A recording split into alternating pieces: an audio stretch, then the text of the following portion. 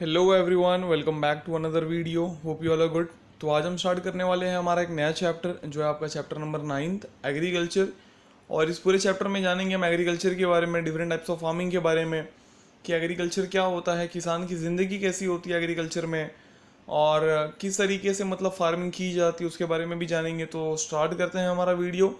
तो यहाँ पे आप सबसे पहले इमेज देख सकते हो बहुत अच्छा सा।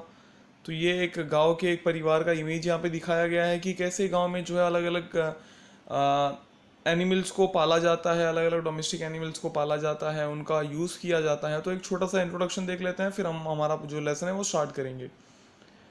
एक अगर किसान की बात करो आप, तो एक जो फार्मर है वो अपने घर में हैन रखता है, शिप रखता है, गोट रखता है, कैटल रखता है। आप यहाँ पे पिक्चर में देख सकते हो, है ना। अब वो क्यों रखता है ये, तो उससे कई सारे फायदे हैं। तो उसको उससे क्या मिलता है, मिल्क मिलता है, दूध मिलता है, अंडे मिलते हैं, एग्स मिलते हैं। और क्या करता है वो, हैन को बेचता है, गोट को बेचता है, तो उसको पैसे भी मिल जाते हैं अच्छे खासे। तो ये सब क्यों करता है वो, तो ये सब करता है वो अपनी ज़िंदगी जीने के लिए, है ना, अपने नीड्स को पूरा करने के लिए, जो उसकी ज़रूरतें हैं उसको पूरा करने के लिए। अब ये सारे जो ऑक्यूपेशन है ये नेचुरल फैक्टर्स पे डिपेंड करते हैं। और ये सारे जो ये सारी जो काम है, ये सारे जो ऑक्यूपेशन है ये एग्रीकल्चर के अंडर आ जाते हैं आपके। लेकिन ये जो ऑक्यूपेशन है ये सप्लीमेंट्री है, मतलब थोड़े बहुत है, मतलब थोड़ा बहुत हेल्प कर देती है हमको। कल्टीवेशन ऑफ क्रॉप जो है वो हमारा मेन काम होता है एग्रीकल्चर में, मतलब जो खेती वाला काम होता है वो मेन होता है। लेकिन ये सारे जो काम है ये सप्लीमेंट्री काम है। और एग्रीकल्चर का काफ़ी एक वाइड स्कोप है हमारे बेसिक नीड्स के लिए, मतलब फूड और क्लोथिंग के लिए हम जो है प्लांट और एनिमल का इस्तेमाल करते हैं, यूज़ करते हैं। और ये सब की बात अगर हम ना करें तो जैसे अलग अलग क्रॉप्स का हम कल्टीवेशन करते हैं, हम कैटल का रियरिंग करते हैं। रियरिंग का मतलब पालन पोषण, है ना। हम कैटल का पालन पोषण करते हैं। कैटल मतलब क्या, तो कैटल में आ जाएंगे आपके काव आ जाएगा, आपका गोट आ जाएगा, शिप आ जाएगा, हैन आ जाएगा। तो इन सब का क्या करते हैं हम, पालन पोषण करते हैं, शिप एंड गोट्स। उसके बाद पोल्ट्री फार्म भी कुछ लोग जो है मेंटेन करते हैं। पोल्ट्री फार्म मतलब जहाँ पे मुर्गियों को पाला जाता है। उसके बाद कीपिंग बीज, बीज को रखा जाता है। सेरीकल्चर, हॉर्टिकल्चर, ऑर्गेट्री, pisciculture, pig farming, emu farming, ये सारी चीज़ें आपके एग्रीकल्चर में आ जाती है। आगे हम इन सब चीज़ों के बारे में भी बात करेंगे, सेरीकल्चर, हॉर्टिकल्चर, ये सब के बारे में। अभी एक छोटा सा इंट्रो देख रहे हैं बस हम। और एग्रीकल्चरल ऑक्यूपेशन की अगर हम बात करें तो उसमें काफ़ी रिसोर्स चाहिए होता है, जैसे मैन पावर, मतलब इंसान तो चाहिए ना काम करने के लिए, एग्रीकल्चर में खेती करनी है तो साथ में जानवर भी चाहिए और बहुत सारी चीज़ें चाहिए, इम्प्लीमेंट्स जो जिसका इस्तेमाल किया जाएगा खेती करने के लिए। आज प्रेजेंट टाइम में बहुत सारे एडवांस टेक्नोलॉजी भी आ गए हैं। तो एग्रीकल्चर में जो कल्टीवेशन ऑफ क्रॉप है वो मेन काम माना जाता है और सबसे इम्पॉर्टेंट काम माना जाता है। जैसा मैंने बताया एग्रीकल्चर में बहुत सारी चीज़ें आती है, लेकिन खेती करना मतलब फसलें उगाना ये सबसे मेन काम है। ओके। तो यहाँ पे आप देख सकते हो यहाँ पे कैसे जो है मतलब चीज़ें बदली। आप यहाँ पे पहले पुराने टाइम में हम कैसे काम करते थे, बाद में हमने कैसे काम करना स्टार्ट किया, आप यहाँ पे देख सकते हो। तो यहाँ पे आप देख सकते हो पहले जो है इंसान कैसे काम करता था, लेकिन बाद में फिर उसने एनिमल्स का इस्तेमाल करना स्टार्ट किया और अब अच्छी खासी मशीन भी आ गई है जिससे हमारा काम और आसान हो जाता है। जो काम पहले 2 या 3 दिन जिस काम को लगते थे, अब वो 1-2 घंटे में हमारा काम हो जाता है। यहाँ पे आप वाटर सिस्टम में देख सकते हो कि जो पहले पानी देने का तरीका था वो थोड़ा अलग था, बाद में काफ़ी सारे चेंजेस हैं और अभी बहुत सारे बदलाव हैं। यहाँ पे आप देख सकते हो इरिगेशन सिस्टम को, जो इरिगेशन सिस्टम है कैसे चेंज हुआ है। और यहाँ पे आप हैन को देख सकते हो, हैन की लाइफस्टाइल कैसे चेंज हो गई। पहले मुर्गियों को खुला रखा जाता था, बाद में उनके लिए आप ये देख सकते हो ऐसा एक ये बना दिया गया, उसके बाद उनको इस तरीके से जो है खाना पीना दिया जाने लगा। तो ऐसे कई सारे मतलब ये हैं। तो ये जो पुराने हैं ये आपके ट्रेडिशनल तरीके हैं एग्रीकल्चर के। जो यहाँ पे आप देख सकते हो ये वाले कॉलम में ये आपके मॉडर्न तरीके हैं। ओके। तो इसी के बारे में बहुत सारी चीज़ें जानेंगे आगे। आगे बढ़ते हैं। अब हम बात करेंगे एनिमल हस्बेंड्री की। अब वैसे अगर हम एग्रीकल्चर की बात करें तो एग्रीकल्चर काफ़ी ज़्यादा यूज़फुल है हमारे लाइफ में। ठीक है। पास्ट की अगर हम बात करें तो प्रिमिटिव मैन जो है आपका वो एक तरीके से यहाँ वहाँ वैंडर करता था फॉरेस्ट में, मतलब यहाँ वहाँ घूमते रहता था कि कहीं से मेरे को खाना मिल जाए, कहीं से कुछ मिल जाए मैं खा लूँ। लेकिन बाद में उसको कल्टीवेशन का नॉलेज हुआ, बाद में उसको मालूम पड़ा कि यार खेती करके हम खुद अपना खाना उगा सकते हैं। तो बाद में उसने वो काम स्टार्ट किया और वहीं से जो है हमारा एग्रीकल्चर निकल के आता है। आज हम वही सेम काम कर रहे हैं लेकिन तरीका अलग है। हम जो है एग्रीकल्चर को बहुत इजीली कर ले रहे हैं, आराम से कर ले रहे हैं। उसके बाद आगे हमने जो है और भी बहुत सारे प्रोडक्ट जो है ऑब्टेन करने स्टार्ट कर दिए, और भी बहुत सारे प्रोडक्ट्स बनाने स्टार्ट कर दिए। किसके through? Floriculture, horticulture, rearing animal, PC culture, इसके थ्रू। और जो नोमैडिक लाइफ है अभी तो मतलब बंद हो चुकी है पूरी तरीके से। नोमैडिक लाइफ मतलब वो होते थे, वो ग्रुप ऑफ पीपल को नोमैडिक बोला जाता था जो एक प्लेस से दूसरे प्लेस जाते थे अपने ट्रैवलिंग के लिए, अपने काम के लिए, अपने खाने पीने के लिए। ओके, तो उनको हम बोलते थे नोमैडिक। तो वो लाइफ तो अभी फिलहाल बहुत कम ऐसे आपको मिलेगी, लेकिन अभी जो आपको मेन मिलेगा वो मिलेगा आपको खेती का, एग्रीकल्चर का। ओके, और आगे बढ़ते हैं हम। अब ये सारी जो प्रोडक्ट्स मिलते हैं हमको खेती से, एग्रीकल्चर से, हम उसको क्या यूज़ करते हैं? हमारे डे टू डे लाइफ में यूज़ करते हैं। ठीक है, तो इन सारे ट्रेडिशनल ऑक्यूपेशन को एक साथ हम मिलके क्या बोलते हैं? एग्रीकल्चर बोलते हैं। अब सबसे पहले हम बात करेंगे एनिमल हस्बेंड्री की, आपको ध्यान देना है, सब समझ में आएगा।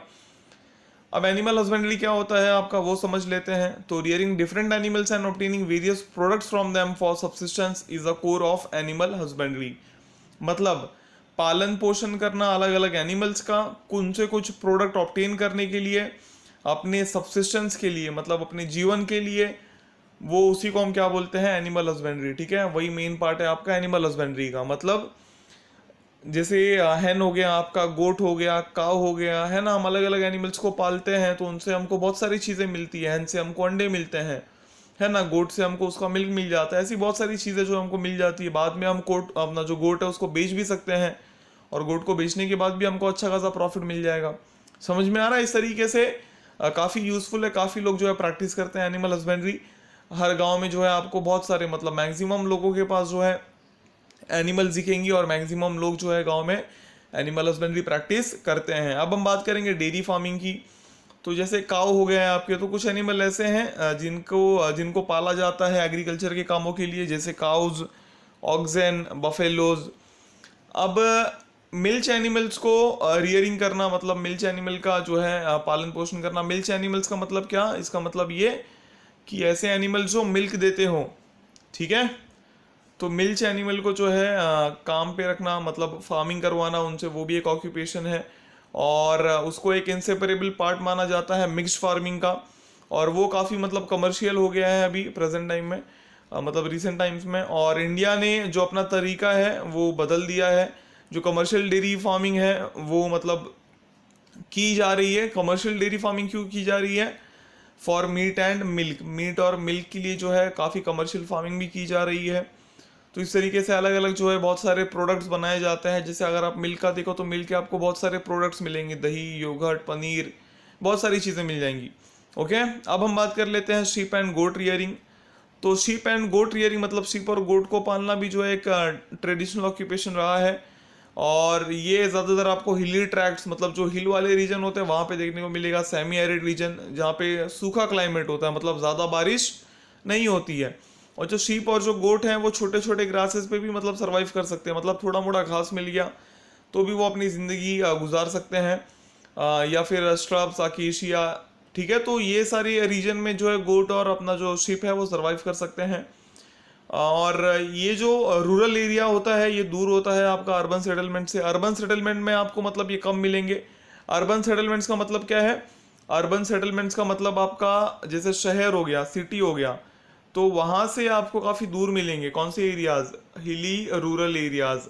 ओके, और इंडिया की बात करें तो इंडिया में जो शीप और गोट की जो रियरिंग की जाती है, मतलब पालन पोषण किया जाता है, वो मीट के लिए किया जाता है। किसके लिए किया जाता है? मीट, है ना, गोश्त बोलते हैं ना हम, उसके लिए मीट। और जो शिप की रियरिंग की जाती है, मतलब जो शिप को पाला जाता है, वो किसके लिए किया जाता है? वूल के लिए, है ना, जो उससे वूल मिलता है उसके लिए क्या किया जाता है? शिप का पालन पोषण किया जाता है। इस तरीके से अलग अलग एनिमल्स को हम पालते हैं अपने नीड्स को पूरा करने के लिए। ओके, अब हम बात कर लेते हैं पोल्ट्री के बारे में, उसके बाद हम अगली वीडियो में आगे बढ़ेंगे। जैसे अभी hen को अपने पास रखना और दूसरे जो फॉल है उनको एक साथ रखना एक कॉमन प्रैक्टिस है पूरे हिस्से में, मतलब वर्ल्ड का जितना भी हिस्सा है हर जगह पे जो है मतलब ये सारी चीज़ें आपको देखने को मिलेंगी। अब जो फॉल है आपका, फॉल किसको बोलते हैं? तो फॉल बोलते हैं बर्ड्स को। ओके, फॉल किसको बोलते हैं? बर्ड्स को बोलते हैं। तो hen को और फॉल को जो है पालना या रखना ये कॉमन प्रैक्टिस है। पूरे वर्ल्ड में आपको जो है मिल जाएगी देखने को। बहुत सारे लोग जो है ये काम करते हैं, बर्ड, पक्षी वगैरह को अपने घर में रखते हैं, या फिर जो हैन है उसको अपने घर में रखते हैं, और ये ट्रेडिशनल ऑक्यूपेशन है. Today it is carried out as a household occupation and also on a commercial basis. अब आज ये हाउस होल्ड ऑक्यूपेशन का मतलब क्या हो गया, कमर्शियल बेसिस का मतलब क्या हो गया, वो समझ लेते हैं. हाउस होल्ड ऑक्यूपेशन मतलब जब उसको आप अपने सिर्फ घर पे रखे हो, मतलब अपने घर पे रख लिया और घर पे जो है उसका पालन पोषण कर रहे हो, जो उससे मिल रहा है वो अपने डेली लाइफ में आप उसका यूज़ कर रहे हो. अंडे मिल रहे हैं, आप अंडे खा जा रहे हो, तो वो हो गया. कमर्शियल बेसिस क्या हो गया, कमर्शियल बेसिस का मतलब कि आपने बहुत सारे जो है हैन रख लिए अपने दुकान में, या फिर आपने एक प्लॉट पे बहुत सारे मतलब हैन ले लिए, छोटे छोटे हैन के बच्चे ले लिए, उनको आप खाना वाना दे रहे हो, और बाद में जब उनका ग्रोथ अच्छा हो जाएगा तो तुम क्या करोगे, उसको सेल कर दोगे. तो ये आपका कमर्शियल बेसिस हो गया. ओके, तो एक पोल्ट्री चलाना आपका एक कमर्शियल बेसिस है, और जिसमें आपको बहुत ध्यान रखना होता है हैन का.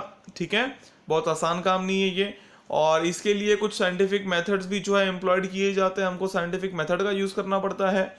और इंडिया की अगर हम बात करें तो ये ऑक्यूपेशन जनरली आपको जो है ऐसे एरियाज में मिलेगा जो बड़े शहर के पास में हो, क्योंकि बड़े शहर में कॉस्ट मतलब जो दाम है किसी चीज़ का वो भी अच्छा मिलता है, साथ में वहाँ पे नीड भी इतनी होती है और अच्छे से हम सप्लाई भी कर पाएंगे, है ना. अगर बिग सिटीज़ में, बड़े शहर में, अगर रूरल एरियाज में आप चले जाओगे तो वहाँ पे बहुत कम लोग जो है मतलब मीट वगैरह खरीदेंगे, खाएंगे खरीदेंगे, ऐसा नहीं है. लेकिन जितना शहर में इसका डिमांड है, रेस्टोरेंट, होटल्स, या हर एक इंडिविजुअल को जो मतलब चाहिए रहता है मीट, तो शहर में मतलब काफ़ी ज़्यादा डिमांड है मीट की कंपेरेटिव टू रूरल एरियाज.